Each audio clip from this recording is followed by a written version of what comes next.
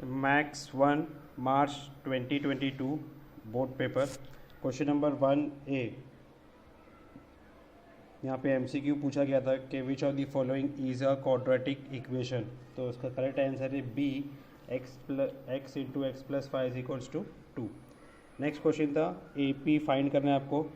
First term is -2 and common difference is also -2। तो right answer is C, -2 -4 -6 -8। जैसा लिखा गया आपको इसी तरह से आपको डायरेक्ट आंसर लिखना होता है, क्वेश्चन लिखने की ज़रूरत नहीं है आपको बोर्ड के अंदर। नेक्स्ट क्वेश्चन dx और dy दिया गया है और d दिया गया था। आपको यहाँ पे पूछा गया था फाइंड करना है y, तो y is equals to dy upon d। तो 63 और 7 को डिवाइड करके तो इसका आंसर -9 आएगा, क्योंकि -63 दिया गया था। Last question, which of the following can not represent probability. तो प्रोबेबिलिटी जो है 0 और 1 के बीच में होता है, तो ये 1 से बड़ा है, तो इसलिए इसका आंसर 1.5 है। Next question, to draw the graph find the value of y। यहाँ पे 4x plus 5y equals to 19 में x की वैल्यू 1 दिया गया है, आपको y फाइंड करना है। तो सब्सटीट्यूट करेंगे, जहाँ पर x है वहाँ पे 1 डालेंगे और सॉल्व करने के बाद आपको y इक्वल्स टू 3 आ रहा है। तो ये 1 मार्क का क्वेश्चन था। नेक्स्ट क्वेश्चन पूछा गया कि determine whether 2 is the root of given equation or not. तो m की जगह पे 2 पुट करना है आपको और चेक करना है लेफ्ट हैंड साइड और राइट हैंड साइड सेम होता है कि नहीं होता है।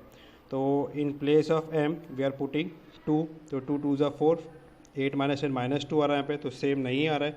तो LHS और RHS सेम नहीं है, तो 2 is not the root of given quadratic equation आपको लिख देना है। नेक्स्ट, फर्स्ट टर्म और कॉमन डिफरेंस दिया गया आप लोग को, a is 6, d is -3। Next 2 term, second और थर्ड टर्म फाइंड करना है यहाँ पर। तो T2 का फॉर्मूला है first term plus d, T1 plus d, तो 6 - 3 3, और T3 का फॉर्मूला है T2 प्लस d, तो 3 - 3 0। बहुत सिंपल से 1 मार्क्स के क्वेश्चन दिए गए यहाँ पे। तो T2 3 मिला और थर्ड टर्म आपका 0 है। Next question, if 2 coins are toss write the sample space. तो बस 2 कॉइन्स टॉस है, आपको सैम्पल स्पेस लिखना है। यहाँ पे सिर्फ इतना ही एक्सपेक्टेड था, आपको नीचे का एक्स्ट्रा लिखा गया, उसको नहीं लिखेंगे तो भी चलेगा। सिर्फ S equals to HH ST TH TT इतना लिखना है आपको। तो इस तरह से आपका 8 मार्क्स कंप्लीट हो गया। नेक्स्ट क्वेश्चन नंबर 2A, यहाँ पे एनी 2 एक्टिविटी करना है आपको 3 में से।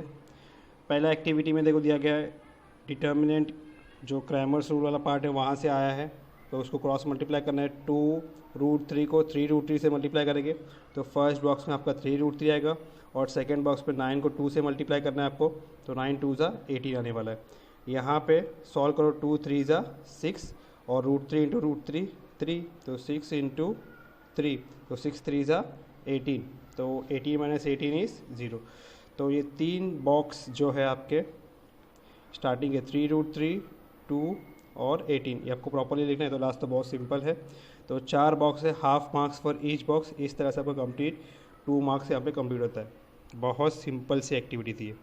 सेकेंड एक्टिविटी में AP से आया है कि गिवन AP में से आपको सबसे पहले आप लोग D निकालेंगे यहाँ पे। तो पहला जो दिया हुआ फॉर्मूला दिया गया T of n equals to A plus n-1D। तो यहाँ पे आपको फॉर्मूला में n-1 पुट करना है पहले बॉक्स के अंदर। तो ये फर्स्ट बॉक्स है आपका। सेकंड बॉक्स के अंदर D की वैल्यू पुट करना है, तो D आप लोग देख सकते हैं 13 - 7 करेंगे तो D आएगा, तो D आपका 6 है। नेक्स्ट उसके नीचे 19 - 6 18 होता है, तो 18 और 6 को मल्टीप्लाई करने पे 108 आ रहा है और 108 और 7 को प्लस करने पे 115। तो इस तरह से आपके 4 बॉक्स पे प्रॉपर आना चाहिए, n-1 6 108 और 115, then only you will get full 2 marks. तो ये दोनों एक्टिविटी बहुत सिंपल सी थी। थर्ड एक्टिविटी और भी सिंपल है, प्रोबेबिलिटी से पूछा गया है 1 डाइस रोल। तो सब में पहले सैम्पल स्पेस में 1 2 3 4 5 6 prime number on the upper face. तो प्राइम नंबर में कौन कौन से नंबर है 1 से 6 के बीच में, तो 2 3 5, तो ये आपको लिखना था यहाँ पर। नंबर ऑफ A 3 ये दिया गया है। फॉर्मूला पुट करने बोला गया number of A upon number of S, तो यहाँ पे नंबर ऑफ A आएगा। और लास्ट में डायरेक्ट आंसर पूछा गया, तो प्रोबेबिलिटी इज़ 3/6, तो 3 1 ज़ा 3 2 ज़ा, तो आपको डायरेक्ट 1/2 लिखना है, 3/6 यहाँ पर नहीं लिखना है, डायरेक्ट आंसर पूछा गया था यहाँ पे। ठीक है, तो अगेन 4 बॉक्स है, ये 1 2 6 लिखना, 2 3 5 नंबर ऑफ A लिखना है यहाँ पे आपको, और यहाँ पे 1/2। तो ये अगर आप लोग प्रॉपरली लिखते हो तो you will gate 2 marks here. Next question पे आगे, क्वेश्चन नंबर 2 का बी, 2 मार्क्स का क्वेश्चन यहाँ पे। पहला question 3x plus 5y is equal to 26 और x plus 5y is equal to 22। ये क्वेश्चन में आपको dx और dy फाइंड करने बोला गया आपको। ओके, तो स्टार्ट करते हैं इसको। तो comparing with ax plus by is equal to c, आपको a1 b1 c1 a2 b2 c2 क्या क्या मिल रहा है वो लिख देना है यहाँ पर। उसके बाद में dx का फॉर्मूला देखो, यहाँ पे एक ट्रिक है, ये x पार्ट है, ये y पार्ट है और ये कांस्टेंट पार्ट है। तो जब आपको x निकालना है तो x वाले पार्ट को हाइड कर देंगे, इसको आपको हाइड कर देना है। ओके, तो क्या बच जाएगा, ये पार्ट और ये पार्ट बच गया। तो 26 22 लिख देंगे और 5 5 लिख देंगे। ठीक है, जो पार्ट निकालना है वो पार्ट को हाइड कर देंगे। तो 26 5 जा और 22 5 जा, इसका आंसर 20 आया है। नेक्स्ट dy पूछा गया है, तो dy निकालने के लिए ये वाले पार्ट को हाइड कर देंगे, 3 1 और 26 22 लिख के सॉल्व करेंगे।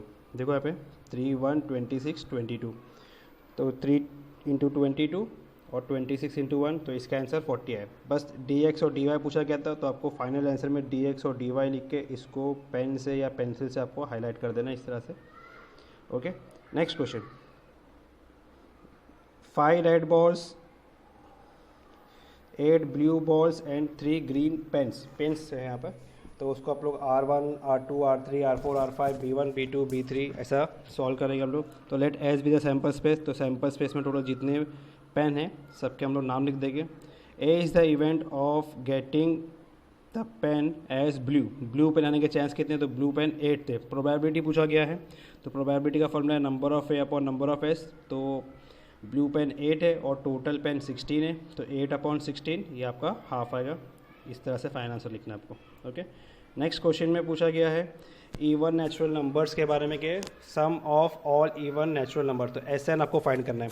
तो एस ऑफ एन का फॉर्मूला है S of N equals to n by 2 2a plus n minus 1 D. First term 2 है और कॉमन डिफरेंस भी आपका 2 आ रहा है। उसके बाद में एस एन में बस वैल्यू पुट करना है, यहाँ पे 2 2 ज़ा 4 और यहाँ पे n माइनस 1 इंटू 2। तो नेक्स्ट में 2 इंटू n 2n होगा और 2 1 ज़ा 2।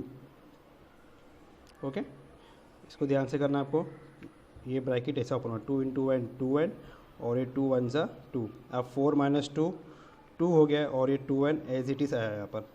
अब नेक्स्ट 2 2 कॉमन है, तो उसको कॉमन बाहर ले लेंगे आप लोग।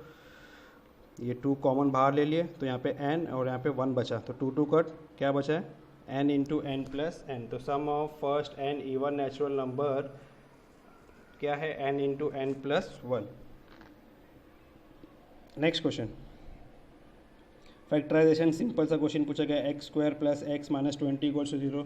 तो माइनस 20 का आपको फैक्टर निकालना है, तो प्लस 5 और माइनस 4, तो उसको आप लोग फैक्टराइजेशन में पुट करके सॉल्व करना है। बस बहुत सिंपल सा क्वेश्चन फैक्टराइजेशन का दिया गया पे। तो final answer is X equals to minus 5 और X is equals to plus 4। तो इस तरह से यहाँ पे 4 क्वेश्चन सॉल्व हो गए। नेक्स्ट जो क्वेश्चन है एनी 4 था यहाँ पे, तो आपको 4 ही सॉल्व करना था। ये पूरा पेपर सॉल्व करके दिया गया आप लोगों को। इस क्वेश्चन के अंदर x प्लस वाई और x माइनस वाई फाइंड करना है। ये थोड़ा सा ट्रिकी क्वेश्चन था, क्योंकि साइन जो है यहाँ पे माइनस की आई है। नॉर्मली प्लस साइन से तो बहुत सिंपल है, एक बार ऐड करते हैं एक बार सपरेट करते हैं, तो एडिंग में x प्लस वाई मिलेगा और सपरेटिंग में x माइनस वाई मिलेगा। बट क्योंकि यहाँ पे माइनस साइन है तो उल्टा आपको आएगा, एडिंग करने पर x माइनस वाई मिलेगा और सपरेटिंग में x प्लस वाई मिलेगा। तो इसको ऐड कर लो, साइन बराबर देखना है, तो यहाँ पर ऐड करने में फर्स्ट टाइम पे आपको x माइनस वाई मिल रहा है जो 4 आ रहा है, क्योंकि 106 1 ज़ा 106 4 ज़ा। फिर नेक्स्ट सब्ट्रैक्टिंग में आपको ध्यान देना है कि आपको बड़ा इक्वेशन को ऊपर रखना है, ताकि आपको साइन चेंज करने की ज़रूरत नहीं पड़े। तो बड़ा इक्वेशन 57x था, उसको हम लोगों ने ऊपर रख दिए, फिर उसको सॉल्व किए, सबकी साइन चेंज होगी। ये 49 प्लस था तो माइनस हो गया, ये माइनस था तो प्लस हुआ, और ये प्लस था तो माइनस हो गया। सॉल्व करने पे 8x plus 8y is equals to 80। अगर इसको उल्टा कर दे आप लोग सब्ट्रैक्शन में, तो minus 8x minus 8y minus 80 आएगा। तो एक स्टेप आपका बढ़ जाएगा सबकी साइन चेंज करने वाला। तो हमेशा बड़े नंबर को, जो x बड़ा है, उसको ऊपर रखा करो आप लोग। तो 8 कॉमन लेने के बाद में इसका आंसर x प्लस वाई। यहाँ पे बच्चे ने जो मिस्टेक किए थे वो ये था कि x plus Y x minus Y निकालने के बाद में x और y की वैल्यू भी फाइंड करते बैठ गए थे, जबकि सिर्फ x प्लस वाई और x माइनस वाई पूछा हुआ, क्योंकि सिर्फ 2 मार्क्स का क्वेश्चन है। तो ये मिस्टेक आपको नहीं करना है। तो एनी फोर था, हम लोगों ने पाँचों क्वेश्चन सॉल्व कर लिए। नेक्स्ट क्वेश्चन नंबर 3A, दो एक्टिविटी यहाँ पे 3 मार्क्स की, एनी वन करना है आपको। पहली एक्टिविटी क्वाड्रेटिक इक्वेशन से डायरेक्ट टेक्सचुअल क्वेश्चन है, बहुत सिंपल सा। kx² - 10x + 3 = 0 का एक रूट 3 है, तो बस 3 पुट करके चेक करना है आपको। तो जहाँ जहाँ पे बॉक्स है स्टार्टिंग के तीनों बॉक्स में 3 आया है, फिर यहाँ पे 3 का स्क्वायर करना है, तो 3 का स्क्वायर यहाँ पे 9k, ये आपको 9k लिखना है। फिर यहाँ पे इसको सॉल्व करना है, -30 + 3 -27 होता है, बट क्योंकि वो राइट साइड में जा रहा है तो वो +27 हो जाएगा। और लास्ट स्टेप 27 को 9 से डिवाइड करना है, तो ये स्टेप की ज़रूरत नहीं है, आपके बुक में नहीं है, वो डायरेक्ट ये स्टेप आएगा, ठीक है। k = 3, ये स्टेप दिखाएंगे तो भी कोई इशू नहीं।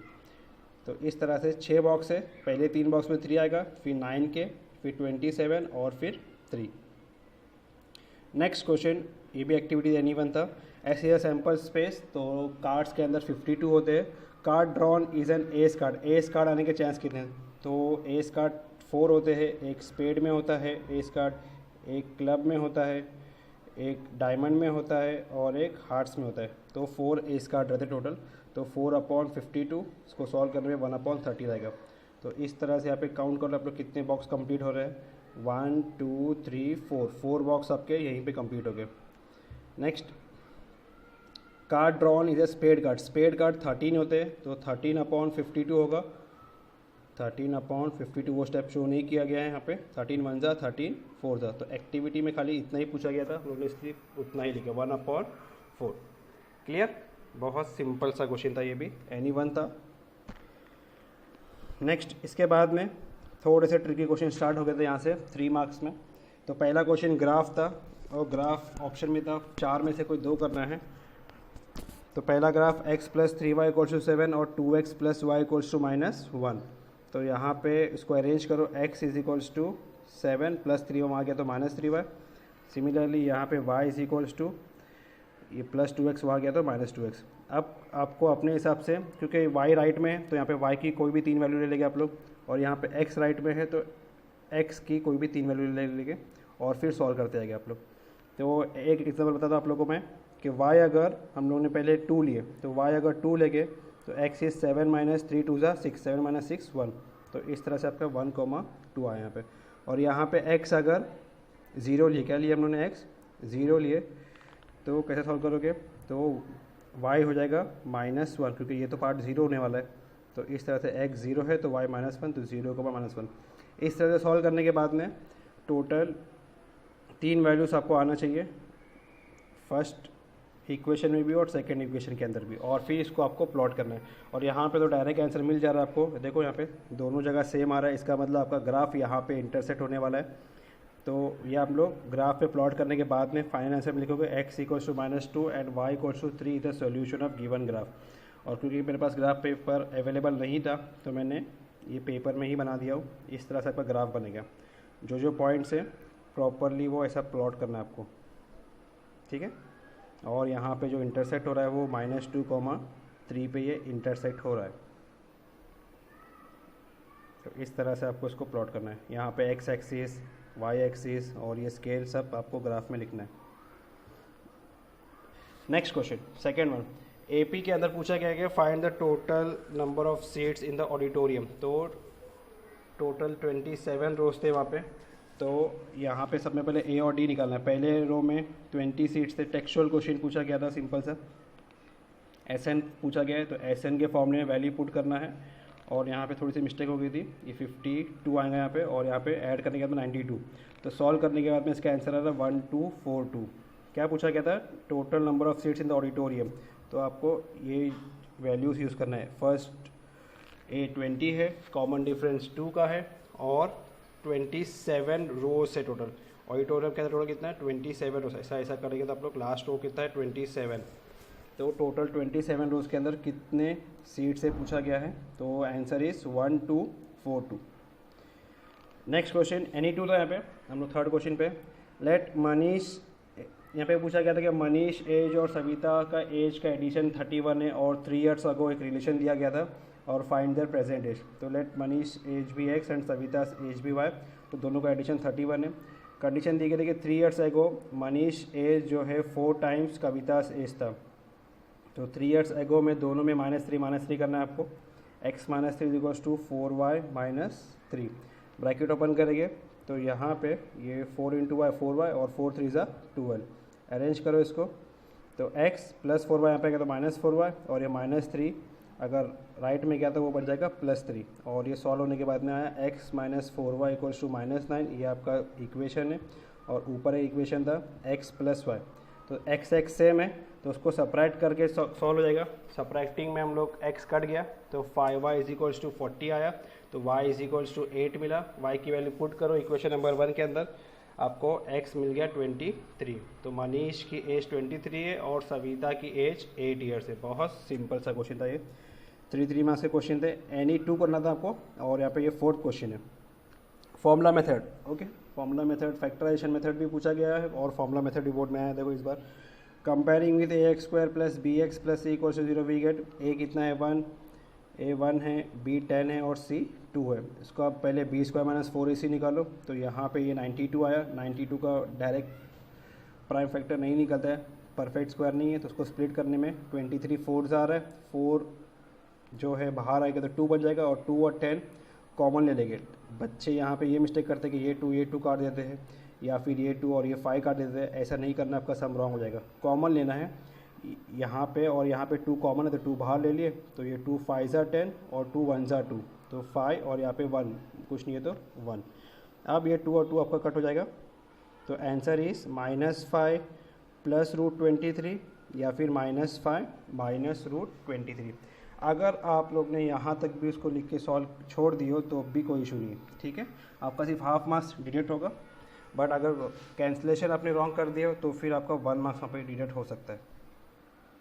नेक्स्ट क्वेश्चन, तो एनी 2 था, हम लोग ने यहाँ पे चारों क्वेश्चन सॉल्व करके देख लिए। यहाँ पे 4 मार्क्स और 3 मार्क्स में थोड़े ट्रिकी क्वेश्चन थे बट ईजी क्वेश्चन थे इतने, और ये तो टेक्सचुअल क्वेश्चन ही है फर्स्ट और सेकेंड, खाली थोड़ी सी वैल्यू चेंज कर देंगे। क्वाड्रेटिक इक्वेशन के लास्ट एक्सरसाइज से क्वेश्चन है ये। इफ़ 460 इज डिवाइडेड बाय, तो डिविडेंड डिवाइजर क्वोशिएंट रिमाइंडर दिया हुआ है। क्वोशिएंट जो है 9 टाइम्स और +2 भी दिया हुआ है और रिमाइंडर 5। तो क्वेश्चन के हिसाब से आप इक्वेशन फ्रेम किया गया है कि डिवाइजर का जो है 9 टाइम्स है और मोर देन 2 है, तो 9 टाइम्स का मतलब होता है 9x और मोर मतलब +2, अगर लेस रहेगा तो -2 और रिमाइंडर 5 था। तो डिवाइजर को हम लोगों ने x लिया और डिविडेंड क्वेश्चन में लिखा है 460 इज डिवाइडेड बाय, तो जिससे डिवाइड हो रहा है उसको हम लोग डिविडेंड बोलते हैं। तो ये चीज़ इंपॉर्टेंट थी। अगर इसको फ्रेम कर लिए तो बस फॉर्मूला अगर आपको आता है तो सम इजी था, dividend equals to divisor into quotient plus remainder. तो डिविडेंड 460 था, डिवाइजर x था, क्वोशिएंट 9x प्लस 2 और +5। इसको ओपन करो, 9x square plus 2x plus 5। Solve करने के बाद में ये फैक्टराइजेशन होता है। अच्छा, बच्चे यहाँ पे बिल्कुल फैक्टराइज ही नहीं कर पा रहे थे क्योंकि प्रैक्टिस ही नहीं रहती बड़े नंबर्स के फैक्टराइज करने पे, तो बहुत सारे लोग फार्मूला मेथड से सॉल्व करने लग गए इसको। फार्मूला मेथड में भी इतना लेंदी हो गया कि उस लोग का b स्क्वायर माइनस 4ac का रूट ही नहीं निकाल पा रहे, तो थोड़ा सा प्रैक्टिस करना चाहिए था इसको। यहाँ पे बहुत सिंपल सा फैक्टराइजेशन सॉल्व हो रहा है। 65 और 63 के फैक्टर से बहुत ईजिली सॉल्व हो जाता है, +65 और -63। सिर्फ 455 का फैक्टर निकाल के गलती करते हैं, 455 इंटू 9 करके फिर फैक्टर निकालना है आपको, ठीक है।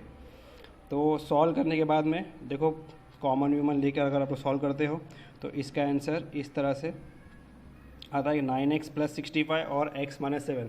क्योंकि ये पार्ट नेगेटिव है तो इसको हम लोग डिस्कार्ड कर डालते हैं और ये पार्ट पॉजिटिव है तो इसको लेके हम लोग सॉल्व करते हैं। तो x इक्वल्स टू 7, तो x इक्वल्स टू 7, इसका मतलब डिवाइज़र 7 मिल गया।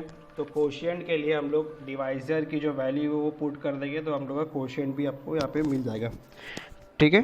तो 9 7 63 प्लस 2 65, तो इस तरह से कोशिएंट 65 है और डिवाइज़र 7 है। इजी क्वेश्चन था, 4 मार्क्स के लिए काफ़ी स्कोरिंग क्वेश्चन था क्योंकि टेक्सचुअल क्वेश्चन है। लास्ट एक्सरसाइज से पूछा गया था, खाली थोड़ी सी वैल्यू चेंज करके दी गई थी, उतना तो करना ही चाहिए बोर्ड के पेपर में। Next question, 29th term is double the 19th term, AP की 3rd एक्सरसाइज से पूछा गया था यहाँ पे। तो ये भी इजी क्वेश्चन है। इसका प्रूफ T9 दिया गया कि 9th टर्म इज 0, तो 9th टर्म का मतलब होता है a प्लस 8d। ये बहुत इंपॉर्टेंट लॉजिक है कि 9th टर्म का मतलब है a प्लस 8d, क्योंकि T9 है तो n-1, तो 9 - 1 8d, तो a प्लस 8d 0 मिला। इसका मतलब a is equals to -8d। बहुत तरीके इसको सॉल्व करने के, आप लोग कोई भी तरीके से सॉल्व करो आपको आंसर आ जाएगा। फिर ये शो करना हमको 29th term is double the 19th term, तो इसका वैल्यू और इसका वैल्यू सेम आना चाहिए। तो पहले हम लोग इसको लेके सॉल्व करेंगे और बाद में इसको लेके सॉल्व करेंगे, लेफ्ट और राइट दोनों सेम आता है चेक करेंगे।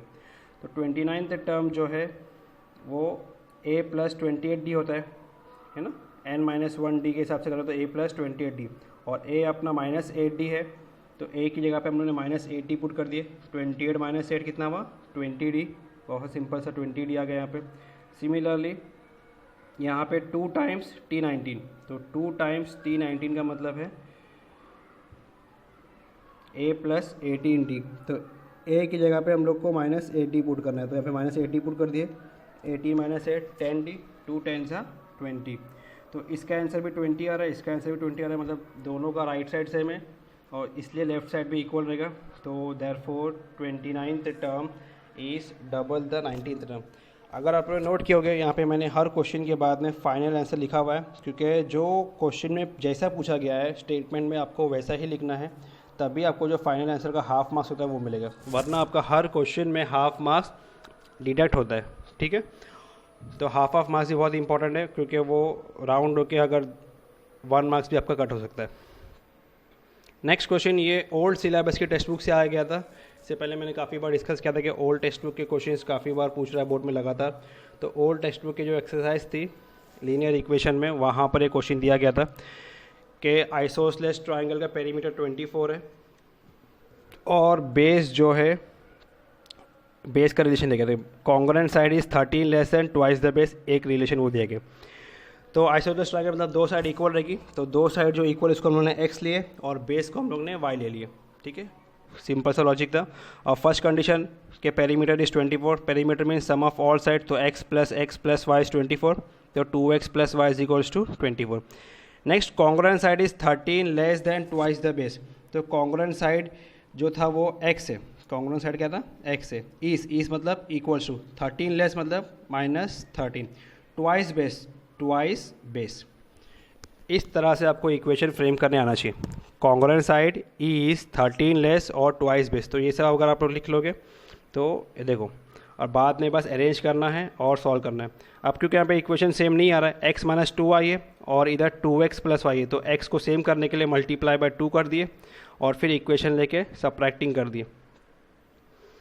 अब ये सब्ट्रैक्ट होने के बाद में सॉल्व करेंगे इसको, तो y इज इक्वल्स टू 10 आ रहा है और y की वैल्यू अगर पुट करते हो तो x इज इक्वल्स टू 7, तो टोटल कितना आ गया, x क्योंकि 2 बार है तो 7 + 7 14, 14 + 10 24, तो पेरीमीटर इज 24। फाइनल स्टेटमेंट जैसा डिस्कस किया गया आपको लिखना है, क्योंकि इसके ऊपर आपका हाफ मार्क्स रहता है। तो इस तरह से इसको सॉल्व करना था।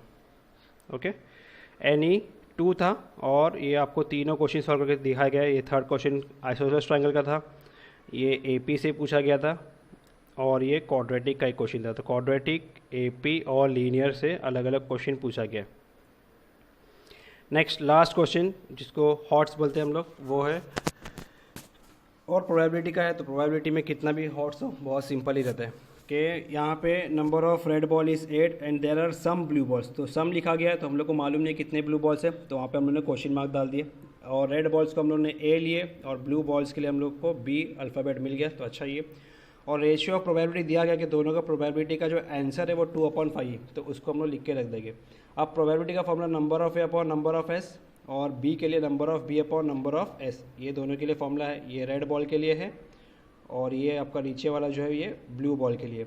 अब दोनों का रेशियो बोला हुआ है तो दोनों को डिवाइड करना है, probability of A upon probability of B, तो दोनों को डिवाइड करने पे क्या होगा, राइट साइड में number of A upon number of S 2 बार आ रहा है तो ये कट गया, तो probability of A upon B question में दिया गया 2/5, तो उसको 2/5 पुट करना है और यहाँ पे number of A upon number of B put करना है।